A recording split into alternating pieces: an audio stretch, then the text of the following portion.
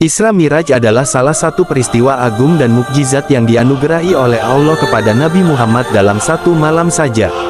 Isra Miraj menjadi momen penting bagi umat Islam, karena pada peristiwa inilah Rasulullah diperintahkan oleh Allah untuk melaksanakan salat 5 waktu. Peristiwa Isra Miraj terjadi pada tanggal 27 Rajab tahun 621 Masehi. Adapun momen perayaan Isra Miraj dimaknai untuk memperingati tanda kebesaran Allah yang diberikan kepada Nabi Muhammad. Isra Miraj adalah dua perjalanan Nabi Muhammad yang berbeda.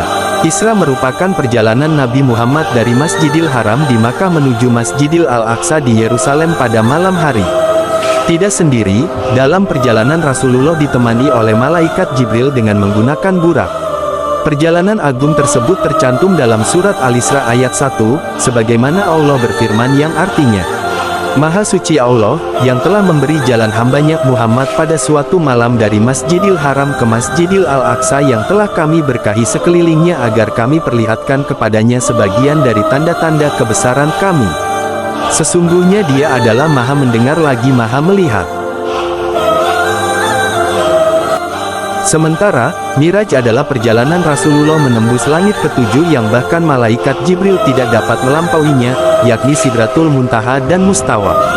Di tempat ini, Nabi Muhammad menerima perintah dari Allah untuk menjalankan salat sebanyak 50 waktu dalam sehari. Namun, setiap kali Nabi Muhammad turun, Nabi Musa meminta pengurangan jumlah waktu salat karena jumlah tersebut terlalu besar. Pada akhirnya, Nabi Muhammad memohon keringanan kepada Allah dan tercetuslah salat 5 waktu yang menjadi ibadah wajib bagi umat Islam.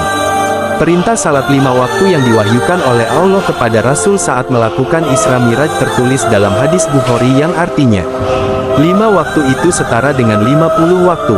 Tak akan lagi berubah keputusanku.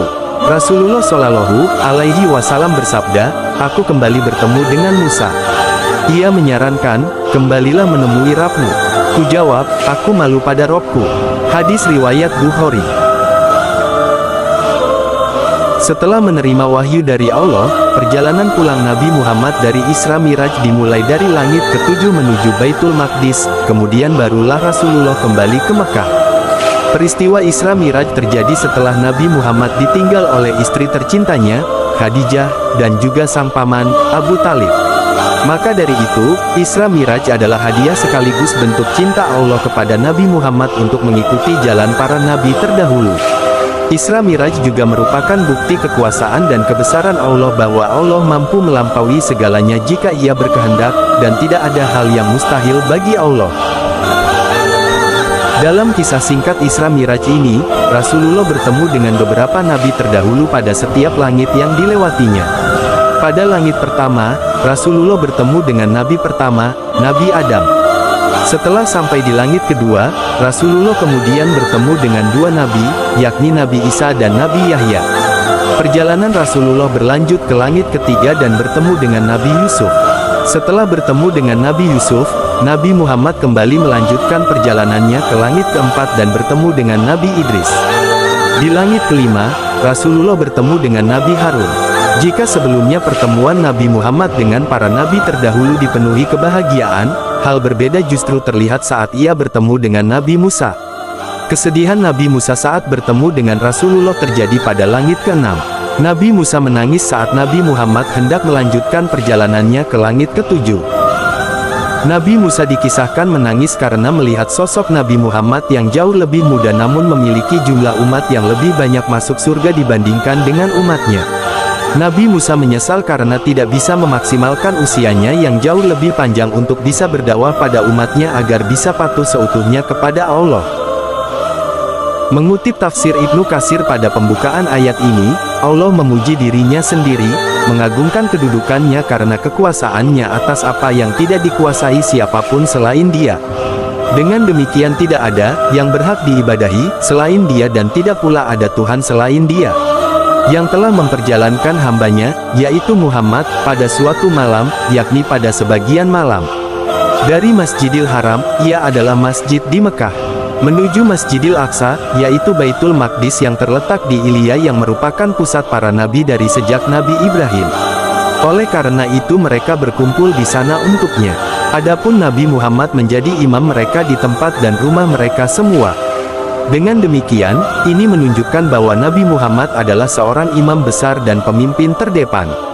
Lalu firman Allah yang telah kami berkahi sekelilingnya, yakni berupa berbagai tanaman dan buah-buahan, agar kami perlihatkan kepadanya, yakni Nabi Muhammad, sebagian dari tanda-tanda kami, yakni kebesaran kami. Sesungguhnya dia maha mendengar lagi maha melihat, maksudnya adalah maha mendengar perkataan hamba-hambanya, baik yang beriman maupun kafir, perkataan yang membenarkan maupun mendustakannya. Dan maha melihat, sehingga dia memberikan kepada masing-masing mereka segala yang menjadi haknya di dunia dan di akhirat.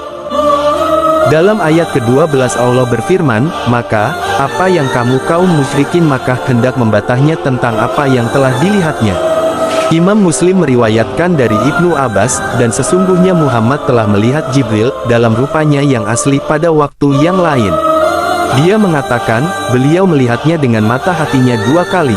Kemudian firman Allah dalam ayat 13, 14 dan 15, dan sungguh, dia, Muhammad telah melihatnya, dalam rupanya yang asli pada waktu yang lain, yaitu, di Sidratul Muntaha. Di dekatnya ada surga tempat tinggal.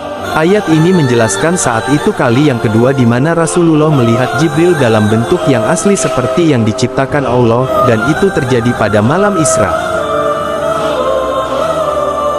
Sahabat yang dirahmati Allah, begitulah cerita singkat dari kisah Nabi Muhammad. Semoga video ini bermanfaat.